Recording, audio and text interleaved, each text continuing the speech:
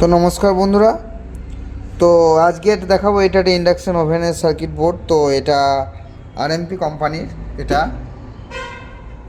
এটা ঠিক কিছুটা এরকম ধরনের দেখতে ইন্ডাকশনটা। তো এটার এরর কোড আছে E1 বা E2 এরকম একটা দেখাচ্ছে। তো আপনাদেরকে দেখায় একটু।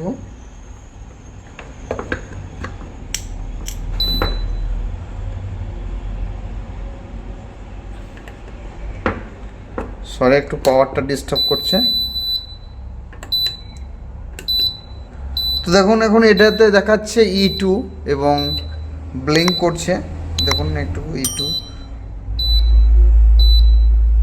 তো এটা কিভাবে সম্পন্ন করা যায় সেটা দেখব।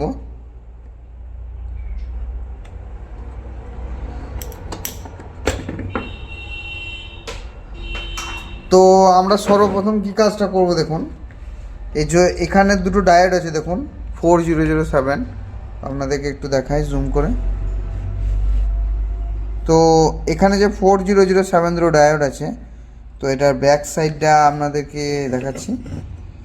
এটা হলো যে এখান থেকে একটা ডায়োড আর এখান থেকে এটা একটা ডায়োড।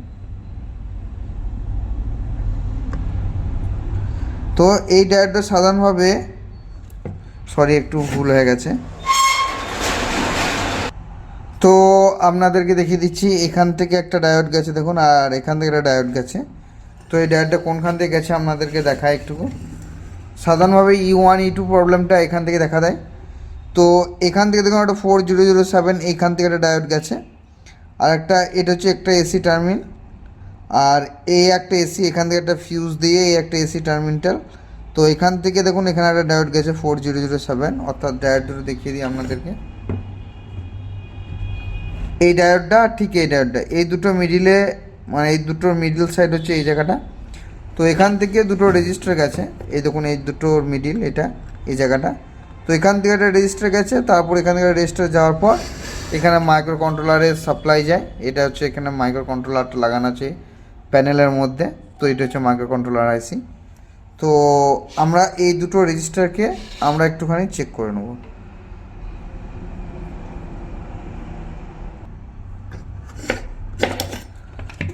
তো আমাদের রেজিস্টার খোলা হয়ে গেছে দেখুন, একটা তুলে ফেলেছি। তো একটা দিয়ে দুটোকে চেক করে নেব। আমাদের রেজিস্টারটা তোলা হয়ে গেছে, এটা এখন আমরা চেক করব। তো মাল্টিমিটারটাকে আমরা সেট করে নিচ্ছি।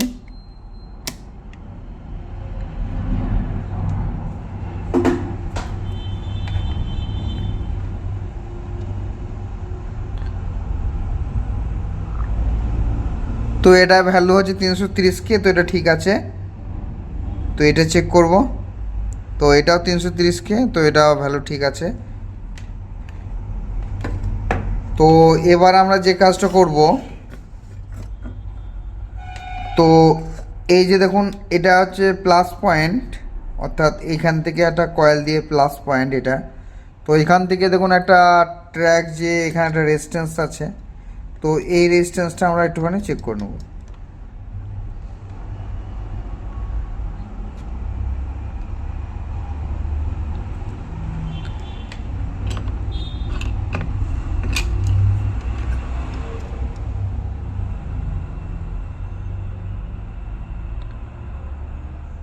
তো এটাও রেজিস্ট্যান্স ঠিক আছে।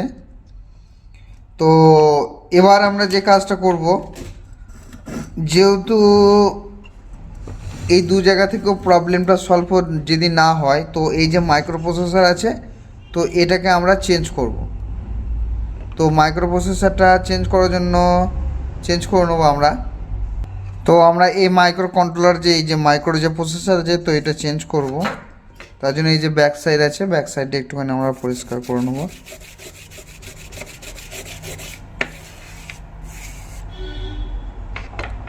তো আমার পরিষ্কার করা হয়ে গেছে। তো এবারে আইসিটাকে আমরা তুলব।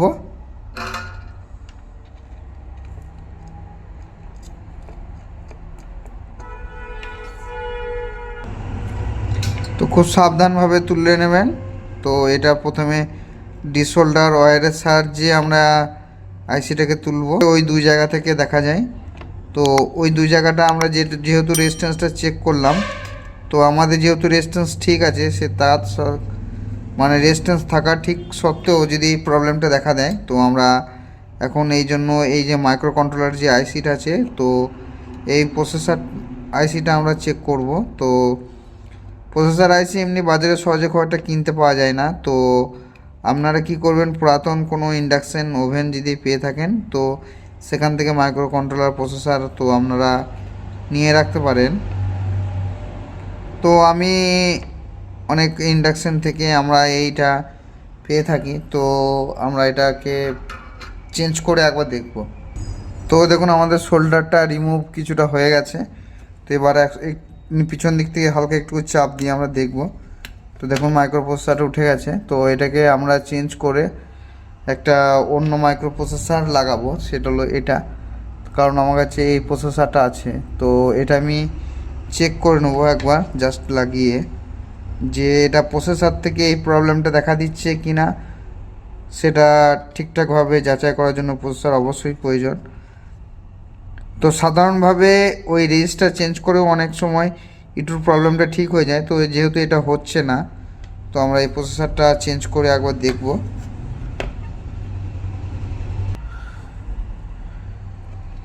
তো মাইক্রো প্রসেসর আপনারা চেষ্টা করবেন পুরাতন যে ইন্ডাকশন ওভেন, যেগুলো অনেক সময় বডি আরে নষ্ট হয়ে যাওয়ার সময় যে ইন্ডাকশানগুলো থাকে, তো ওই ইন্ডাকশানগুলো আপনারা অনেক সময় কিনে রাখতে পারেন, কারণ ওগুলো অনেক সময় কাজে দেয়। তো আমরা ওইভাবেই কিনে রেখে কাজগুলো করি, যাতে কোনো কাস্টমারকে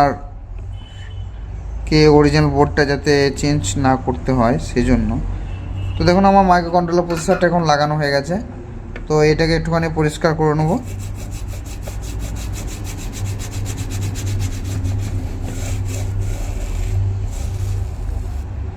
তো একটার সঙ্গে একটা যাতে টাচ না হয়ে যায় খুব ভালোভাবে লক্ষ্য করবেন। তো আমার একটা জায়গা টাচ হয়ে গেছে, দেখুন এই জায়গাটা।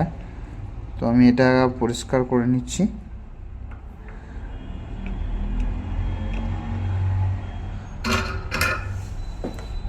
তো এবার আমরা একবার পাওয়ার দিয়ে দেখব জাস্ট যে ইটুটা গেছে কি না, না অন্য কোনো জায়গাতে প্রবলেম আছে।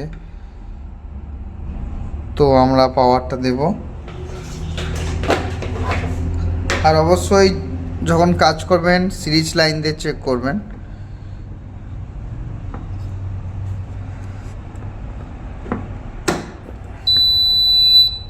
তো আমার পাওয়ার চলে এসছে এখন দেখুন ইন্ডাকশানে, এটা অন অফ, এটা ফাংশন সুইচ। তখন E0 প্রবলেম দেখা দিচ্ছে দেখুন। তো আমার ইন্ডাকশান ওভেনটা এখন E0 হয়ে গেছে, অর্থাৎ প্রবলেমটা ঠিক হয়ে গেছে। তো এটা সাধারণভাবে মাইক্রো কন্ট্রোলার থেকে হচ্ছিল, তো মাইক্রো কন্ট্রোলার চেঞ্জ করার পর এটা কাজটা হয়ে গেল। তো ভিডিও যদি ভালো লেগে থাকে প্রচুর পরিমাণে শেয়ার করুন, একটা লাইক অবশ্যই করুন, আর আমার সঙ্গে থাকুন। নতুন নতুন ভিডিও পেয়ে যাবেন আপনারা। আর আপনাদের কোনো কিছু অসুবিধা থাকে যদি, তো আপনারা অবশ্যই কমেন্ট সেকশনে কমেন্ট করবেন, আমি আপনাদের ভিডিও দেওয়ার জন্য তৈরি থাকবো। তো আজকে ভিডিওটা এতটাই। নমস্কার, ভালো থাকুন, সুস্থ থাকবেন, নমস্কার।